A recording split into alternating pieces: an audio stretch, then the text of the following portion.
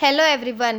जैसा कि आप सभी जानते हैं कि हम डेली बेस पे द इंडियन एक्सप्रेस की जो इम्पोर्टेंट न्यूज़ होती हैं उनको कवर करते हैं। लेकिन कल दिवाली थी, तो दिवाली के कारण जो न्यूज़पेपर है वो आज नहीं आया है। लेकिन न्यूज़पेपर नए आने के कारण आपकी जो पढ़ाई है वो नहीं रुकनी चाहिए। इसलिए हम वेबसाइट से जो इम्पोर्टेंट न्यूज़ हैं आज की उनको लेके आए हैं।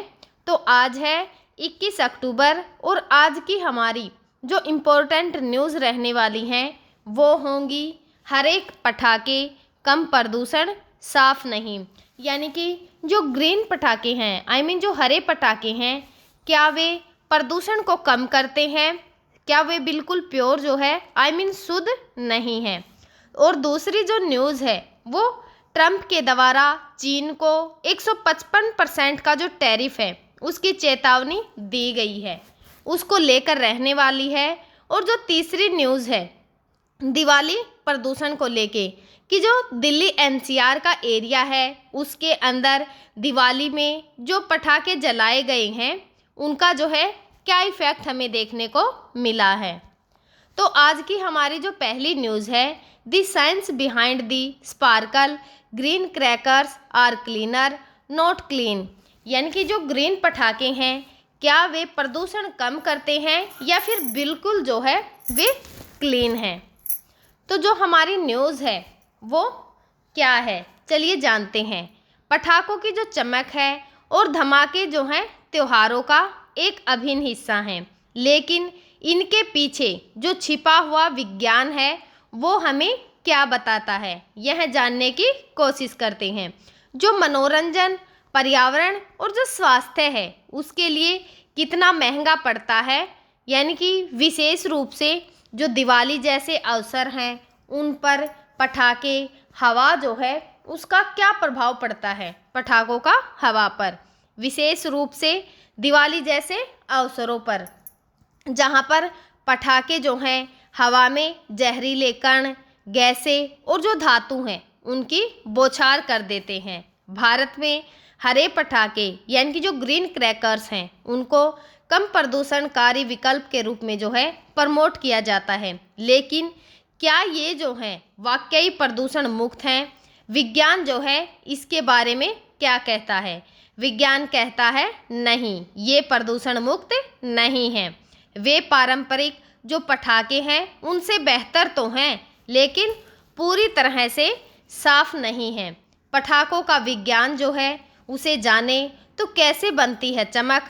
पटाखों का जादू रसायन विज्ञान पर टिका हुआ है। एक सामान्य पटाखा 4 मुख्य भागों से बनता है। एक ईंधन यानी कि फ्यूल, चारकोल, सल्फर का मिश्रण जो कि जलकर ऊर्जा पैदा करता है, और ऑक्सीडाइज़र यानी कि जो पोटेशियम नाइट्रेट या फिर पोटेशियम जो परक्लोरेट है जो कि ऑक्सीजन को मुहैया कराता है ताकि जो जलन है वो पूरी हो सके। तो इसके अंदर रंग और जो चमक है वो कैसे आती है? धातु के जो लवण हैं जैसे कि स्ट्राटियम यानी कि जो लाल, कॉपर नीला, बेरियम हरा, सोडियम पीला, ये लवण गर्म होने पर विशिष्ट तरंग दैर्घ्य की जो रोशनी है उसको उत्सर्जित करते हैं। और जो बाइंडर और प्रोपोलेंट है यानी कि जो चिपकाने और उड़ाने के लिए रसायन है। जब पटाखा जलता है तो दहन की प्रक्रिया होती है, यानी कि ईंधन plus oxidiser is equal to गर्मी प्लस प्रकाश प्लस गैसिंग। यानी कि जो ये प्रतिक्रिया है CO2, CO, SO2, NOx जैसी जो गैसें हैं उनको छोड़ती हैं। साथ में ही जो PM 2.5 का प्रदूषण होता है यानी कि जो माइक्रो कण होते हैं और भारी धातुएं होती हैं, ये कण फेफड़ों तक पहुंचकर सांस की बीमारियां, हृदय रोग, कैंसर का खतरा उनको बढ़ा देते हैं। और एक अध्ययन के अनुसार जो दिवाली है उस पर दिल्ली का AQI 500 तक पहुंच जाता है, जो कि WHO के जो मानक हैं उससे 20 गुना ज़्यादा है। जो ये हरे पटाखे हैं इनके बारे में विज्ञान क्या कहता है कि इनके अंदर क्या बदलाव जो हैं वो आए हैं। तो हरे पटाखों को CSIR NEERI यानी कि नेशनल एनवायरमेंटल जो इंजीनियरिंग रिसर्च इंस्टीट्यूट है उसने 2018 में जो है इसको विकसित किया। ये पारंपरिक पटाखे से अलग है, कम बेरियम नाइट्रेट है, हरे रंग के लिए जिम्मेदार है। यह रसायन फेफड़े और जो हृदय है उनको नुकसान पहुंचाता है। हरे पटाखों में इसे कम किया जाता है या फिर वैकल्पिक जो लक्षण हैं उनसे इनको बदल दिया जाता है। और जो नाइट्रोजन आधारित ईंधन है यानी कि जैसे सल्फर मुक्त जो धुआं है वो कम करता है। इसमें जियोलाइट और आयरन ऑक्साइड जैसी जो सामग्रियां हैं धूल को दबाती हैं, कम शोर करती हैं। यानी कि कम शोर में देखें तो 110 से 125 डेसिबल यानी कि जो पारंपरिक 160 प्लस जो कि वन्य जीव और जो बुजुर्ग हैं उनके लिए बेहतर हैं। उत्सर्जन में कमी यानी कि जो NEERI है उसके टेस्ट में 30 से 40% कम जो PM और गैसें हैं वो निकलती हैं।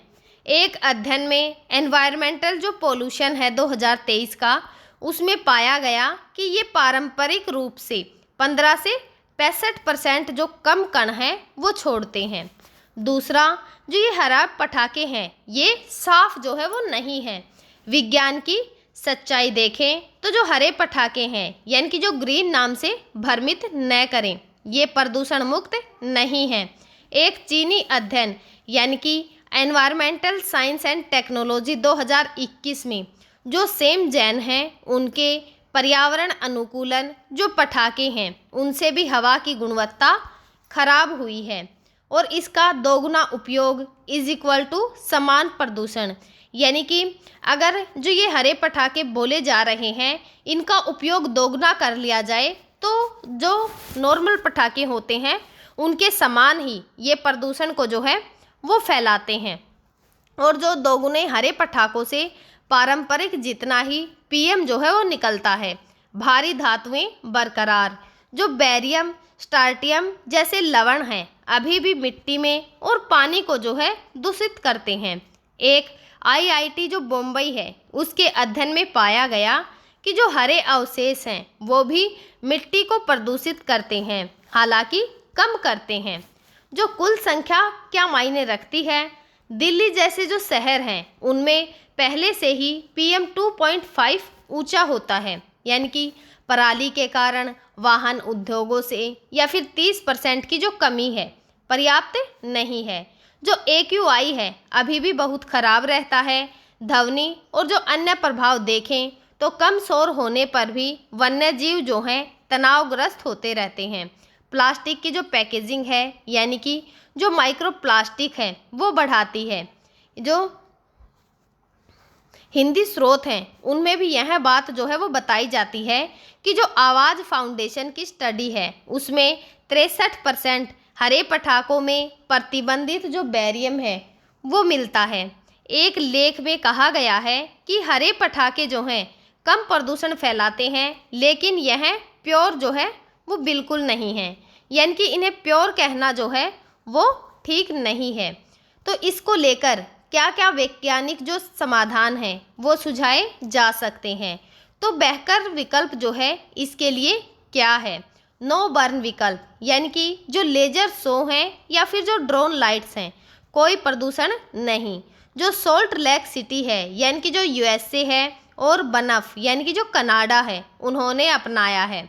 जो स्मोकलेस फॉर्मूला है यानी कि सल्फर फ्री प्रोपोलेट और जैव आधारित बाइंडर यानी कि जो नीति है सुप्रीम कोर्ट की समय सीमा सही लेकिन परिवर्तन जो है इसके अंदर बहुत ही ज़रूरी है। जो QR कोड है उससे फर्जी पटाखों को रोका जा सकता है। व्यक्तिगत कदम, कम पटाखे, सामूहिक दर्शक बने रहें। और जो इनका अध्ययन है वो दिखाता है कि एक पटाखा 100 ग्राम PM छोड़ता है, सभी मिलकर जो है वो लाखों टन PM को इकट्ठा कर देते हैं। तो इस न्यूज़ से रिलेटेड हमारे जो प्रीवियस ईयर के PYQ हैं उन्हें देखते हैं।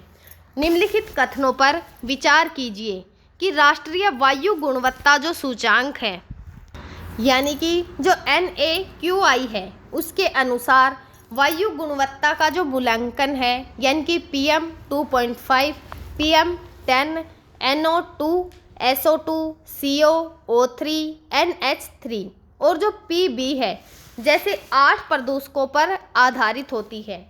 जो PM 2.5 के कण हैं, उनका व्यास 2.5 जो माइक्रोन है उससे कम होता है और ये फेफड़ों को गहरी परतों तक जो है वो पहुंच सकते हैं। दीपावली जैसे जो त्यौहार हैं, उन पर पटाखों से उत्सर्जित PM 2.5 स्तर में वृद्धि होती है, जो कि श्वसन रोगों का कारण बनता है। तो कौन से कथन जो है इसमें से सही हैं? केवल 1 और 2, B केवल 2 और 3, C केवल 1 और 3, D 1, 2 और 3। तो हमारा जो आंसर होगा 1, 2 और 3, यानी कि जो तीनों ही कथन जो हैं वो सही हैं। हमारा जो नेक्स्ट क्वेश्चन है वो 2018 में आया हुआ है, प्रदूषण नियंत्रण से संबंधित है। निम्नलिखित कथनों में से कौन सा कथन राष्ट्रीय स्वच्छ ऊर्जा कार्यक्रम के बारे में सही है? 1, यह 2019 में शुरू हुआ और 131 प्रदूषित शहरों को कवर करता है। दूसरा, इसमें पटाखे और जो पराली जलाने जैसे स्रोत हैं उनसे उत्सर्जन को कम करने पर जोर दिया गया है। तीसरा, इसका लक्ष्य जो है 2024 तक PM 2.5 को 20% और PM 10 को 30% कम करना है। तो इसका आंसर जो है वो क्या होगा? केवल 1, B 1 और 2, C 2 और 3, D 1, 2 और 3। तो हमारा आंसर होगा B 1 और 2 दोनों। जो हमारा नेक्स्ट क्वेश्चन है ये 2020 में आया है, जो कि वायु प्रदूषण के जो स्रोत हैं उनके बारे में है। प्रश्न है कि निम्नलिखित में से कौन सा वायु प्रदूषण का एक प्रमुख मानव जनित स्रोत नहीं है? A, वाहनों का उत्सर्जन, B, औद्योगिक धुआं, C, ज्वालामुखी विस्फोट, D, पराली जलाना। तो हमारा आंसर होगा C, ज्वालामुखी विस्फोट। नेक्स्ट क्वेश्चन जो है 2022 में आया हुआ है और उत्सर्जन और स्वास्थ्य से संबंधित है। तो हमारा जो क्वेश्चन है वो क्या है? फोटोकेमिकल जो स्मोग है मुख्य रूप से निम्नलिखित में से क्या उत्पन्न होता है? A, वाहन और उद्योगों से NO2 और वाष्पशील कार्बनिक यौगिक। B है पटाखों से सल्फर डाई उत्सर्जन से। C, परमाणु परीक्षण से। D, जंगल की आग से। तो हमारा आंसर होगा A, वाहन और उद्योगों से NO2 और जो उसकी वाष्पशील कार्बनिक यौगिक हैं उनसे। हमारा जो नेक्स्ट क्वेश्चन है वो मेंस के लिए है कि वायु प्रदूषण के प्रमुख स्रोत और उनके स्वास्थ्य प्रभावों की व्याख्या कीजिए। भारत जैसे विकासशील देशों में इसे नियंत्रित करने के जो उपाय हैं वो सुझाइए। हमारी जो नेक्स्ट न्यूज़ है कि Trump threatens China with potential 155% tariff if trade deal not signed till नवंबर 1। तो जो ये न्यूज़ है वो चर्चा में क्यों बनी हुई है? ट्रंप के द्वारा 20 अक्टूबर को व्हाइट हाउस में जो ऑस्ट्रेलियाई PM हैं एंथनी अल्बनीज के साथ में बैठक में जो है यह दोहराया गया है कि अगर 1 नवंबर तक निष्पक्ष व्यापार समझौता नहीं हुआ तो चीनी जो सामान है उस पर मौजूदा 55% का जो टैरिफ है उसके ऊपर जो है 100% का अतिरिक्त टैरिफ जो है लगाकर उस टैरिफ को कुल 155% तक पहुंचा दिया जाएगा। जो ये चेतावनी है 10 अक्टूबर का जो ट्रुथ सोशल पोस्ट का विस्तार है, यानी कि उसमें जो डोनाल्ड ट्रंप हैं उनके द्वारा कहा गया था कि वो चीन पर 1 नवंबर तक जो है टैरिफ लगा सकते हैं, जहां उन्होंने अतिरिक्त 100% जो टैरिफ है या फिर जो क्रिटिकल सॉफ्टवेयर है उस पर निर्यात का जो नियंत्रण है उसकी घोषणा की थी। ट्रंप का जो ये बयान है इसका विस्तृत विवरण जानते हैं। कि 20 अक्टूबर का बयान है। ट्रंप ने कहा कि चीन बहुत ही सम्मानजनक जो है वो रहा है, वे उस पर 55% का टैरिफ दे रहे हैं, जो कि बहुत ही बड़ी रकम है। लेकिन अगर 1 नवंबर तक जो डील है वो नहीं हुई तो यह जो है 155% तक पहुंच सकता है। उन्होंने आशावादी टोन भी अपनाया, कहा कि दक्षिण कोरिया में भी शी जिनपिंग से मुलाकात में शानदार डील हो सकती है, जिसमें सोयाबीन खरीद, रेयर अर्थ मिनरल और जो आईपी मुद्दे हैं वो भी शामिल हैं। साथ ही उन्होंने 2026 की जो शुरुआत है उसमें चीन की यात्रा का भी जिक्र किया है। और 10 अक्टूबर का जो ट्रुथ सोशल पोस्ट है उसके बारे में जाने तो चीन ने दुनिया को बंदी बनाने की कोशिश की है, यानी कि 1 नवंबर या फिर इससे पहले से अतिरिक्त 100% का जो टैरिफ है वो लगेगा मौजूदा के ऊपर। साथ ही जो जितने भी क्रिटिकल सॉफ्टवेयर हैं उनके निर्यात पर नियंत्रण। यह चीन के 9 अक्टूबर का जो रेयर अर्थ निर्यात प्रतिबंध है उसके जवाब में आया था। और जो अन्य विवरण देखें तो कुछ रिपोर्टों में 157% या फिर 130% का जिक्र भी जो है वो किया गया है, लेकिन मुख्य रूप से जो है 155% ही उभर रहा है, यानी कि 55% प्लस 100%। तो जो ट्रंप है उसने कहा है कि ये जो आर्थिक युद्ध है उसी का हिस्सा है, लेकिन जो डील है वो संभव है। चीन का इसको लेकर क्या कदम है तो पृष्ठभूमि को जानते हैं। 9 अक्टूबर को चीन ने रेयर अर्थ जो मिनरल्स हैं जैसे कि नियोडियम, डिस्प्रोसियम के जो निर्यात है उस पर सख्त नियंत्रण लगा दिए हैं, जो कि electronics, EV battery, jet engine और जो चिप्स हैं उनके लिए ज़रूरी हैं। चीन दुनिया के 70% रेयर अर्थ जो उत्पादन है और 90% प्रोसेसिंग नियंत्रित करता है।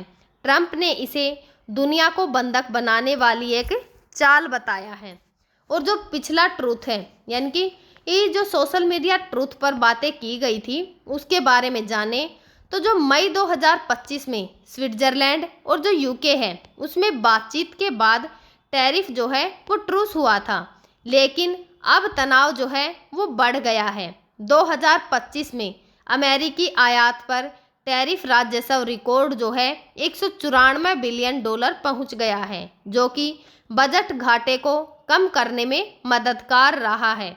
अन्य कार्रवाइयां, यानी कि जो डोनाल्ड ट्रंप हैं उन्होंने 6 अक्टूबर को मीडियम हैवी ड्यूटी टैक्स पर 25% जो टैरिफ है वो लगाया।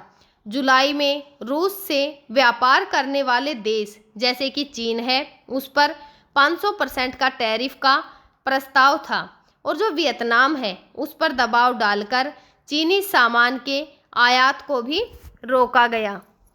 जो बाजार है उसका आर्थिक प्रभाव देखें, यानी कि तत्काल इसका जो क्या असर हमें देखने को मिल रहा है। तो 10 अक्टूबर की जो पोस्ट है उसके बाद अमेरिकी जो स्टॉक मार्केट है उसमें गिरावट आई है, यानी कि डाउन हुआ है 1.2% से नीचे। जो नैस्डैक है वह 1.5% गिर गया है। क्रिप्टो में बिटकॉइंस जो हैं बिटकॉइंस $1,04,000 तक लुढ़क गया है। और 20 अक्टूबर का जो बयान है उससे फ्यूचर्स में 0.8% की जो गिरावट है वो देखी गई है, यानी कि जो एप्पल है या फिर टेस्ला है या फिर जितने भी मैन्युफैक्चरिंग है सभी इससे प्रभावित हो रहे हैं। वैश्विक प्रभाव देखें तो जो सप्लाई चेन है वो बाधित हो सकती है। चीन से 70% इलेक्ट्रॉनिक्स आयात होता है। विशेषज्ञों का अनुमान है अगर 155% लागू हुआ तो वैश्विक जीडीपी 0.5 से 1% गिर सकती है। यूएस में मुद्रास्फीति बढ़ेगी और जो उपभोक्ता सामान हैं वो महंगे हो जाएंगे। क्रिप्टो में अस्थिरता बढ़ी क्योंकि चाइनीज जो माइनिंग हार्डवेयर है वो महंगा हो जाएगा। और सकारात्मक पक्ष देखें तो ऑस्ट्रेलिया के साथ $8.5 बिलियन का क्रिटिकल मिनरल डील साइन हुआ है जो कि चीन पर निर्भरता कम करेगा। यूएस बजट घाटा 2025 में टैरिफ से $50 बिलियन जो है वो कम हुआ है। चीन और जो वैश्विक प्रतिक्रियाएं हैं, यानी कि चीन का इसको लेकर क्या रुख है, तो जो चीनी विदेश मंत्रालय है उन्होंने लड़ेंगे अंत तक कहा, लेकिन 14 अक्टूबर को वर्किंग लेवल टॉक्स मलेशिया में शेड्यूल हुए और शी जिनपिंग ने ट्रंप की मुलाकात कंफर्म नहीं की, लेकिन एशिया प्रशांत जो समिट सियोल है उसकी संभावना बनी हुई है। और जो अन्य देश हैं, यानी कि जो ऑस्ट्रेलिया है उसने $3 बिलियन जो रेयर अर्थ डील है उससे समर्थन दिया और यूरोपीय संघ यानी कि वैश्विक व्यापार जो है प्रभावित होगा इससे। और भारत के लिए चिंता है क्योंकि चाइनीज सामान के जो वैकल्पिक स्रोत हैं वो ढूंढने पड़ेंगे। वियतनाम, ब्राज़ील जैसे जो देश हैं उनमें पहले से ही जो है वो दबाव बना हुआ है। आगे की क्या संभावनाएं हैं, यानी कि क्या डेडलाइन जारी किया गया है, तो 1 नवंबर से पहले जो सियोल मीटिंग है अक्टूबर के अंत तक थी, क्रिटिकल है। अगर डील हुई तो टैरिफ घट सकते हैं, वरना जो एक्सेलरेशन है यानी कि एयरप्लेन पोर्टल है टिम्बर पर नई टैरिफ संभावनाएं बनी रहेंगी। अमेरिका के लिए फ़ायदा क्या होगा इससे कि राजनीतिक रूप से मजबूत होगा, लेकिन अर्थव्यवस्था को नुकसान पहुंचेगा। उपभोक्ता मूल्य 2 से 3% बढ़ सकते हैं। तो इस न्यूज़ से रिलेटेड आज के हमारे जो जो प्रीवियस ईयर के क्वेश्चंस हैं, चाहे वो मेंस के हों या फिर प्रीलियम के, उनको देखते हैं। निम्नलिखित कथनों पर विचार कीजिए। 1, अमेरिका चीन व्यापार तनाव के कारण वैश्विक व्यापार में गिरावट आई है। दूसरा है WTO ने ट्रेड वॉर को रोकने के लिए विशेष नियम बनाए हैं। तो कौन से उपयुक्त कथन सही हैं? केवल 1, B केवल 2, C दोनों, D कोई नहीं। तो हमारा आंसर होगा केवल 1।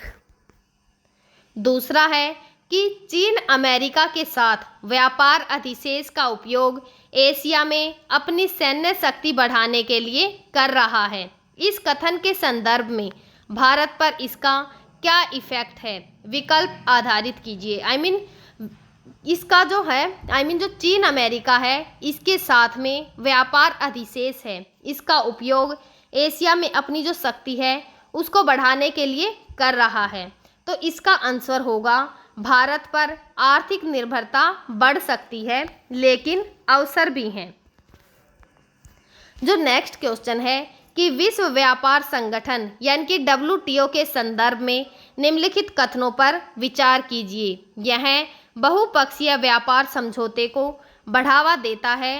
ट्रेड वॉर के दौर में यह विवादों का समाधान करता है। तो इनमें से कौन से सही हैं? तो हमारा उत्तर होगा दोनों ही जो हैं वो सही हैं।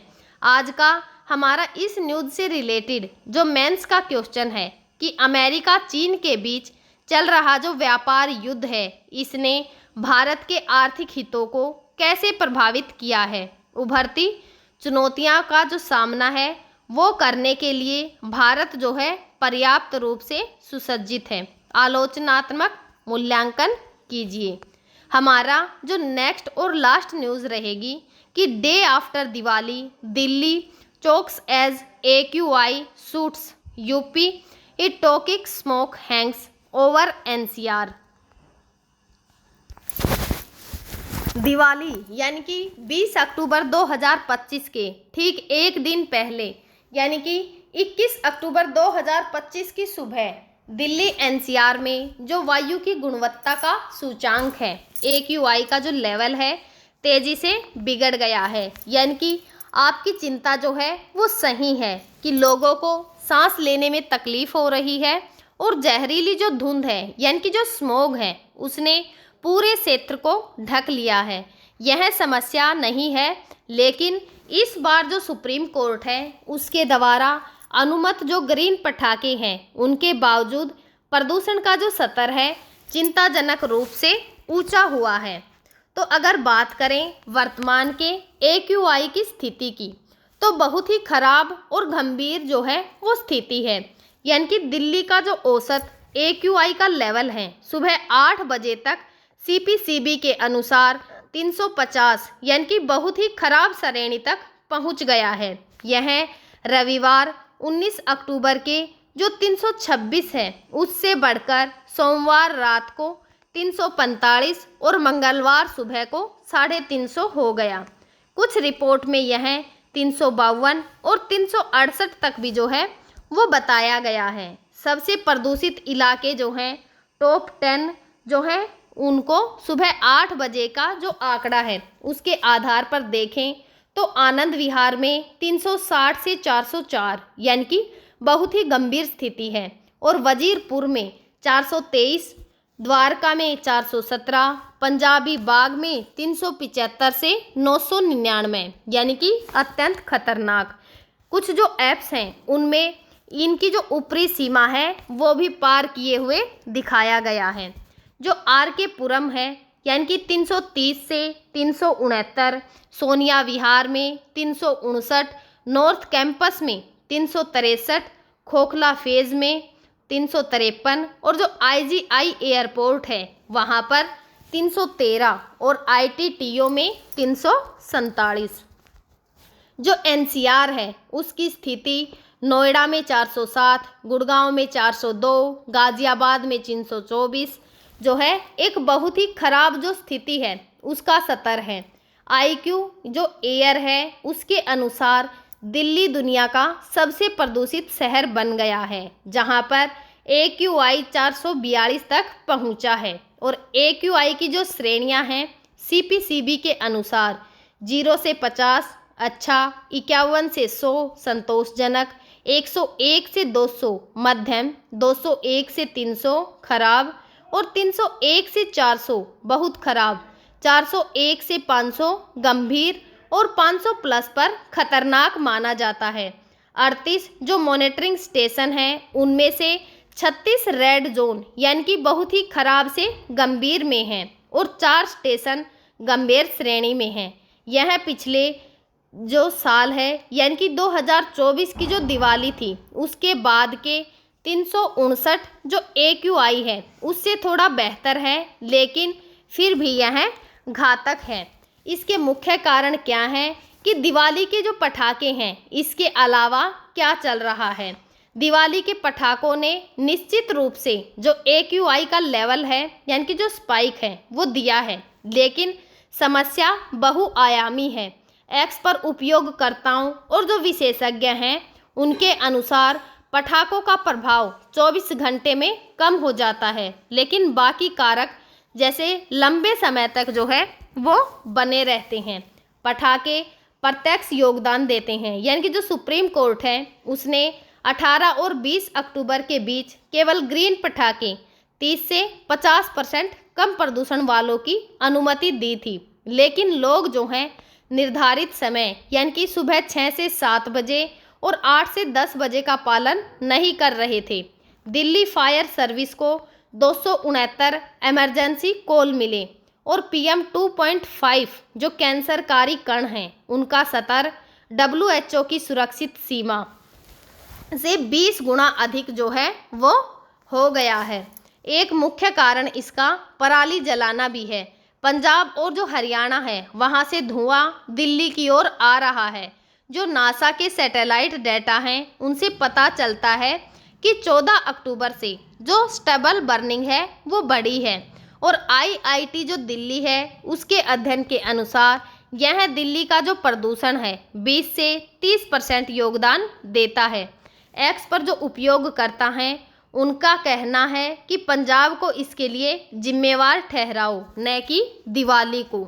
जो अन्य कारक हैं वाहन और उद्योगों से उत्सर्जन 40% का योगदान, यानी कि जो मौसम है कम हवा, विंड स्पीड 5 से 10% जो है किलोमीटर पर घंटा, और ठंड के जो प्रदूषक हैं वो फंस जाते हैं। इसका निर्माण जो है यानी कि जो धूल है ग्रेप 2 के बावजूद अनिश्चित है। इसके स्वास्थ्य पर क्या प्रभाव पड़ते हैं तो सांस घुटना, और जो लंबा जोखिम यानी कि जो तत्काल प्रभाव हैं आँखों में जलन होना, गला खराब होना, सांस लेने में तकलीफ होना। अस्पताल में श्वसन रोगों के जो केस हैं वह 20 से 30% बढ़ जाते हैं। एक्स पर जो लोग हैं वो शेयर कर रहे हैं कि मेरा जो गला है वो दर्द कर रहा है। और लंबे प्रभाव देखें तो PM 2.5 से फेफड़ों का कैंसर, हृदय रोग, बच्चों जो अस्पताल में जोखिम में हैं। AQI जो 350 पर 100 सिगरेट पीने जितना नुकसान करते हैं।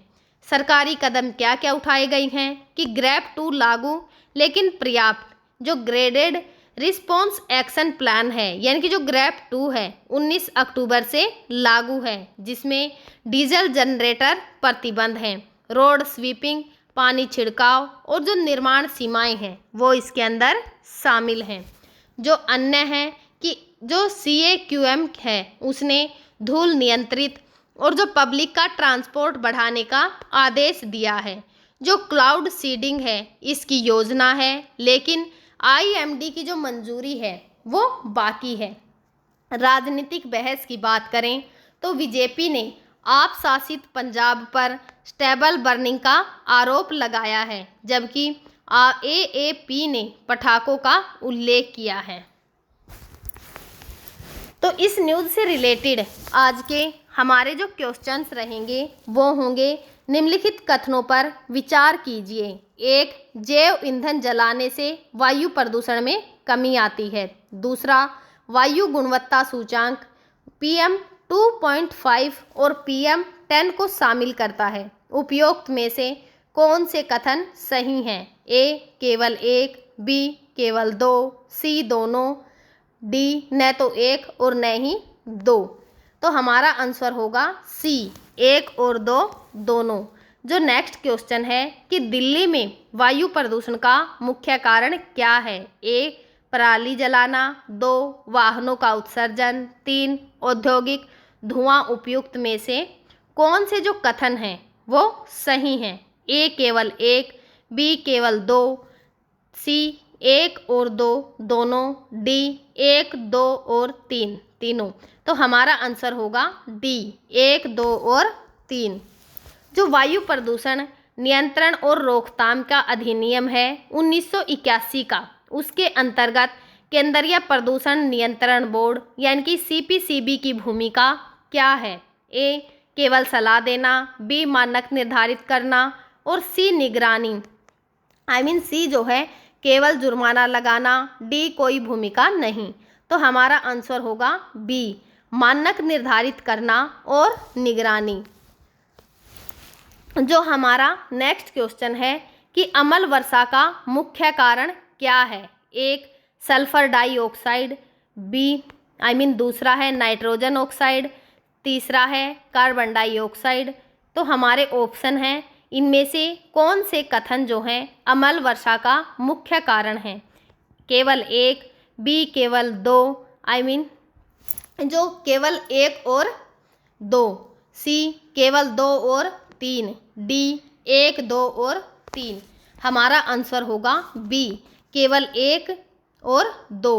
यानी कि जो SO2 और जो NOx है वर्षा जल को जो है अम्लीय बना देते हैं, जो कि ताजमहल जैसे जो स्मारक हैं उनको भी नुकसान पहुंचाते हैं।